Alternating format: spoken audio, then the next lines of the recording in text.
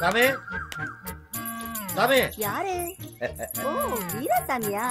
என்ன வீராசாமி ரொம்ப நாளா நம்ம சாமியை பார்க்கணும். உங்க சாமி வேலைக்கு போயிருக்கார். எங்க போயிருக்காரு? துபாய்க்கு. துபாய்க்கா? எப்படி போனாரு? அது அன்னைக்கு சில கம்பெனி அட்ரஸ் எல்லாம் குடுக்கலன்னு. ஆமா. எங்க ஆத்துக்காரருக்கு தெரிஞ்சவா ஒருத்தர் துபாயில இருக்கார். அந்த அட்ரஸ்க்கு வேலைக்கு போயிட்டார். நான் கொடுத்த அட்ரஸ்ல வேலைக்கு போயிட்டாரா? இல்ல இல்ல உங்களையும் கூப்பிடுவாரு. ஏன் மாமி எனக்கு துரோகம் பண்றீங்க? நான் தானே 1 லட்சம் ரூபாய் பணம் கேட்டேன். என்னைய தானே அனுப்பணும். நான் தானே அட்ரஸ் கொடுத்தேன். என்ன ஓப்பிடுவாரு? அதெல்லாம் நம்ப மாட்டேன். போங்க மாமி. நீங்க எல்லாம் ஏமாத்த மாட்டேன்னு நினைச்சேன் நானு. நீங்களே ஏமாத்த பழகிட்டீங்க. அதான் செல்போன் இருக்குல்ல, மணிக்கணக்கில் பேசுங்க. ஊஞ்சல் ஆடிட்டா குடும்பத்துக்கு வருமானம் வந்துருமா?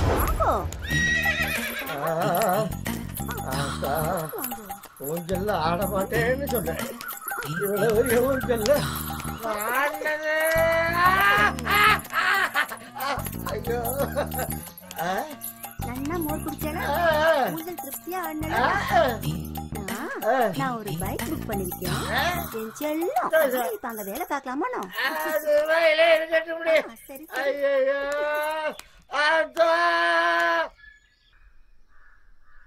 அன்புள்ள மனைவிக்கு பணம் கிடைச்சிடணும். என்னம்மா சரசு, என்ன பண்ற? வாங்க மாமா. எங்க தம்பி எங்க வீட்டா? உங்க தம்பி வந்து அவரு துபாய் போயிட்டாரு மாமா. துபாய்க்கா? என்னை பணம் வாங்க வர சொன்னானே.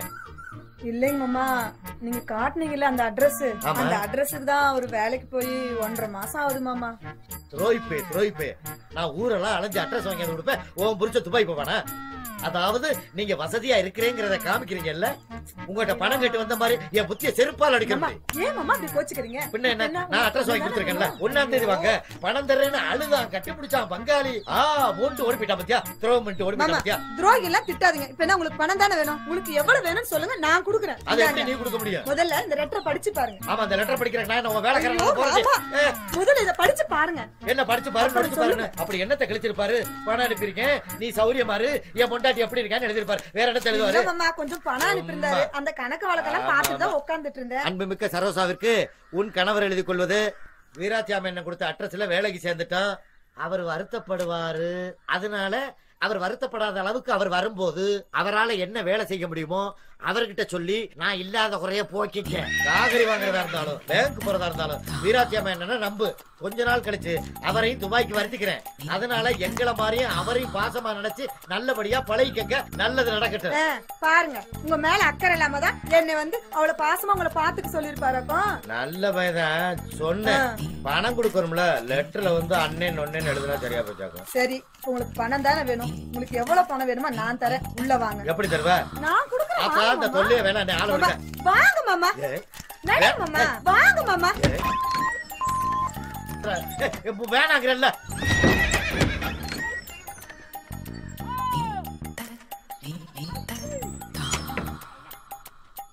மாமா வாங்க மாமா.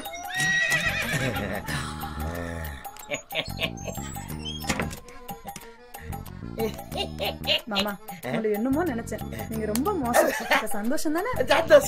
மோதிரம் இதெல்லாம் போதுமா? போதும். உங்களுக்கு என்ன வேணாலும் கேளுங்க, நான் தரேன். சரியா?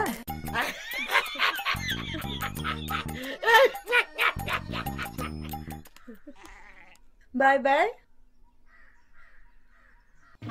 தம்பி வாங்க மச்சான், வாங்க. என்னமா நல்லா இருக்கியா? நல்லா இருக்கேன். தம்பி எங்க? அவர் போன மாசமே துபாய்க்கு போயிட்டாரு. துபாய் போயிட்டானா? எப்படி போன? நீங்க கொடுத்த அட்ரஸ்ல தான். நான் கொடுத்த அட்ரஸ்லயா? ஆமா. இவனும் துரோகம் பண்ணிட்டா, அவனும் துரோகம் பண்ணிட்டா. அப்பவே என் பொட்டாட்டி சொன்னா, போகாதீங்க, உங்க பங்காளிய உங்களை கைவிட்டுருவாங்கன்னு. நான் சொன்னேன், என் தம்பி அம்மா ரத்த பாசம் என்னைய காப்பாத்துவாங்கன்னு. பணம் வாங்கிட்டு வா பாப்போம்னு சொன்னா. அதே மாதிரி நடந்து போச்சு. இனிமே சாகுற வரைக்கும் உங்க மூஞ்சில முழிக்க மாட்டோமா? நில்லுங்க மச்சான், என்னாச்சு? அவங்க போனா போட்டோம். உள்ள ஆட்டுக்கால் சூப் இருக்கு, உங்க தம்பி சாப்பிட தட்டு இருக்கு, அவர் படுக்கிற பெட்டும் இருக்கு. உள்ள வரீங்க, சாப்பிடுறீங்க.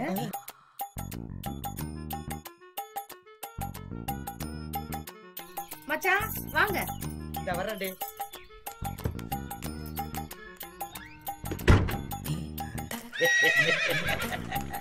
சந்தோஷம். இப்ப தெரிஞ்சுக்கிட்டீங்களா உங்க குழந்தையால? ரொம்ப அலட்டிக்கிட்டீங்க. சந்தோஷம். வரட்டா? பாய்.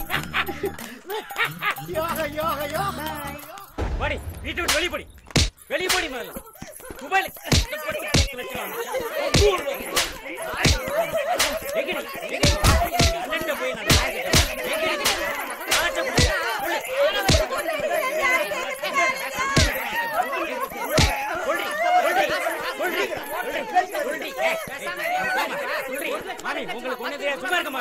பிரச்சனை தெரியுமா?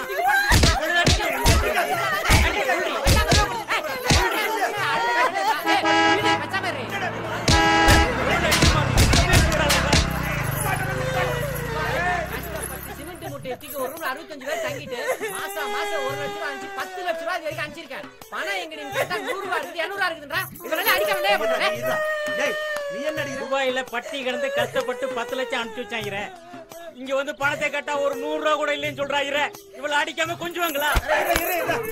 நானும் துபாயில இருந்து 10 லட்சம் என் பொண்டாடி அனுப்பிட்டா. அது 10 லட்சம் 11 லட்சம் பேங்க்ல இருக்கு. கேட்டியாடி? யோ எப்படியா? என் சம்சாரம் சம்மத்தி. கூப்பிடியா அவங்கள கேக்குறேன். வாடி வாடி எப்படின்னு சொல்லு. ஆமா உங்க வீட்டுக்கார் 10 லட்சம் ரூபாய் அனுப்பிச்சாரா?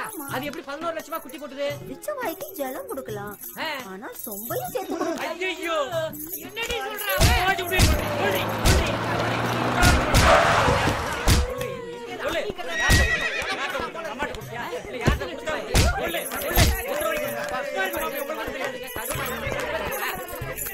நிறுத்துக்கப்பா, என்ன பிரச்சனைங்க? வீராச்சம் என்ன துபாய்க்கு போய் சிமெண்ட் மூட்டையை தூக்கி அங்க வேலை பார்த்து இங்க வேலை பார்த்து 65 பேரோட ஒரே ரூம்ல தங்கி இருந்து 10 லட்சம் ரூபாய் பணத்தை அனுப்பிச்சா எங்கடி பணம் கேட்டா செலவாயிடுச்சு. நான் இவளை அடிக்காம என்ன பண்றது? ஒரு 100-200 ரூபாய் மிச்சம் வச்சிருக்க கூடாது. சரி உனக்கு என்னடா பிரச்சனை? துபாயில கஷ்டப்பட்டு தகர கம்பெனி வளைஞ்சு 10 லட்சம் அனுப்பிச்சு வச்சானே. வீட்டுல வந்து கண்ணை கேட்ட ஒரு 50,000 1 லட்சம் கூட இல்லைன்றான். இவளை அடிக்காம கொஞ்சம் எனக்கு முன்னாடி அவளை அடிக்கிற வேலை வச்சுக்காத. தொலைச்சு விடு தொலைச்சு.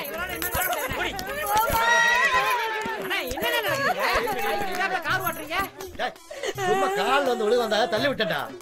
இந்த பாருங்கடி, ஆளுகை நிறுத்துங்க. நடந்து போச்சு. இனிமே உங்க மாமே உங்க கூட இருப்பாங்க. ஆளுக்கு 50,000 ரூபாய் 10 வட்டிக்கு பணம் தரேன். ஏன் ஒரு 5 வட்டி கொடுக்கறதா? ஜாஸ்தியா இருக்குண்ணே. அதெல்லாம் நீங்க பணத்தை கொடுக்கும் போது அப்படி இப்படி அட்ஜஸ்ட் பண்ணிக்கோங்க. இந்த பாருங்கடி, கொடுக்கிற பணத்தை வச்சு நல்லபடியா சம்பாதிப்பாங்க. அதை அப்படியே பத்திரமா வச்சுக்கோங்க. இனிமே யாரும் கேட்க மாட்டாங்க. நல்லபடியா புடைச்சுக்கங்கடா. நீங்களும் அவளுகளை அனுசரிச்சு போங்கடா. நீங்க பாட்டுக்கு அவளுகளை விட்டு ஓடிட்டா அவளுக்கு என்ன செய்வாளுங்க? ஏன் பணம் மட்டும் அப்படியே இருக்கு. ஓ பணம் மட்டும் அப்படியே தான் இருக்கு. ஏன்னா ஊஞ்சலும் மோரம் தானே மிச்சம். ஆனா எப்ப பணம் வாங்க வீட்டுக்கு வர்றது? வீட்டுக்கு காலையில வாங்கடா. சரி காலையில வாங்கடா. நல்லபடியா புடைச்சுக்கங்கடா. அண்ணே அக்கா ஊரெல்லாம் தேடிட்டு இருக்கு. எங்கடா போன நீ? ஊரெல்லாம் தேடுறாளா? பின்ன ஒரு வாரம் தானடா ஆச்சு. அடி ஆத்தி. தலைவரே, அந்த வெட்டி வீராசாமி இருக்கானே, வட்டி குட்டு சம்பாரிச்சு பயங்கர பணக்கார ஆயிட்டான். கார் பங்களா எல்லாம் வாங்கிட்டான் தலைவரே. அப்படியா? ஆமா. யாரு? வெள்ள வெட்டி வீராசாமியா? ஆமா தலைவர். நிப்பாட்ற போய் அவனை. யோ நித்யா யாராக அவசரம் தெரியாம தலைவர் கூப்பிடுறாரு. வா. யாரு தலைவர்? வாயா. வணக்கம். என்ன வீராசாமி, சொல்லுங்க. ஊருக்குள்ள அதிகமா வட்டி கூட்டி சம்பாதிக்கிறத கேள்விப்பட்டேன். இல்ல அந்த அளவுக்கு எல்லாம் நம்மகிட்ட நான் சின்ன வியாபாரி. உங்களுக்கு ஈக்குவலா போட்டி போட முடியுமா? பாத்து நடந்துக்கியா ஊருக்குள்ள? உங்களுக்கு பாதம் வர்ற மாதிரி நான் எதுவுமே பண்ண மாட்டேன். நான் வரட்டுமா? வரட்டுமா? ரைட்.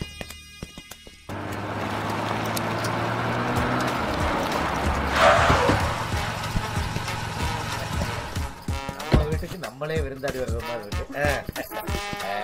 இல்ல கண்டிப்பா எனக்கு ஒரு லெட்டர் எழுதிட்டு மாசம் இல்ல வாரம் வாங்க. அதுக்கு ஒரு முடிவு தெரியும்.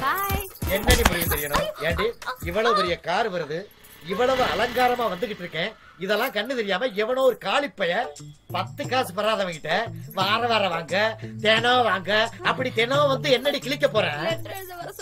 லெட்டர் எழுதவா? ஏண்டி ஒரு வாரம் தான் ரெடி ஆச்சு வீட்டுக்கு வந்து, அதுக்குள்ளே உனக்கு பொறுக்க முடியலையா? என்ன பண்ண சொல்றீங்க? நீங்க எங்க வீட்டுக்கு வரீங்க? எப்ப பார்த்தாலும் அங்காளி பங்காளினே சுத்துறீங்க. போன பண்ணா சுச்சாப்னு வருது. நான் என்ன பண்றது? அதான் அவளை கூப்பிட்டு உங்களுக்கு என்ன ஆச்சோ ஏதாச்சோன்னு ஒரு லெட்டர் போடலான்னு. இந்த சால்சா போலாம் யாருக்கு தெரியும்? யாரு இது எங்க அக்கா மச்சான். மச்சானா? ஆமா மச்சான், நீங்க வேலை வெட்டி இல்லாம ஊரை சுத்திட்டு இருக்கீங்கன்னு எங்க அக்கா வந்து ஊர்ல புலம்புச்சு. சரி ஒண்ணும் கவலைப்படாதக்கா, நீ வீட்டுக்கு போ, நான் வரேன்னு சொல்லிட்டு நானும் ஊருக்குள்ள வந்தேன். அதுக்கப்புறம் தான் 2 கொலை பண்ணீங்களே, ஞாபகம் இருக்கா? நான் எங்க மாப்பிள்ள மச்சான் 2 கொலைய பண்ணிட்டு ஊருக்குள்ள பயந்துகிட்டு காவி வேட்டி கட்டிட்டு வீட்டோட இருந்தீங்களே ஞாபகம் இருக்கா? அது சும்மா காத்தோட்டமா. அந்த சமயத்தை பயன்படுத்தி தான் எங்க அக்கா கிட்ட துபாயில இருக்கிற விலாசத்தை கொடுத்தேன். இப்ப போய் மச்சாங்கிட்ட கூட கண்டிப்பா வேலைக்கு போயிடுவாருன்னு சொன்னேன். நீங்களும் அங்காளி பங்காளிங்கிட்ட பணம் வாங்கிட்டு வரலான்னு போனீங்க. அங்க போய் தான் லெட்டர் போடுற வேலையெல்லாம் பார்த்தனே. பாத்து என்ன மச்சான், கடைசியில பிள்ளையார பிடிக்க போய் குரங்க பிடிச்ச கதையா போயிடுச்சேன்னு பயந்தே போயிட்டேன். எப்படிடா திருத்துறதுன்னு யோசிச்சேன். அடுத்தவன் பொண்டாட்டி மேல கை வைக்கும் போது குஷியா இருக்கு, ஆனா தான் பொண்டாட்டி மேல ஒருத்த கை வைக்கும் போது வலி தெரியும். அதனாலதான் நீ வர்ற சமயமா பார்த்து நானும் எங்க அக்காவும் பேசிக்கிட்டே வந்தோம். இப்ப எப்படி வலிக்குது பாத்தியா? ஆமா, இந்த ரெண்டு கொலைன்னு விசாரிச்சதெல்லாம் அதெல்லாம் ஒரு கொலை இல்ல மச்சான். அவங்க 2 பேரும் என் ஊருக்காரனுங்க. ஏ மணி, அசோக் வாங்க. உசுரோடதான் இருக்கு.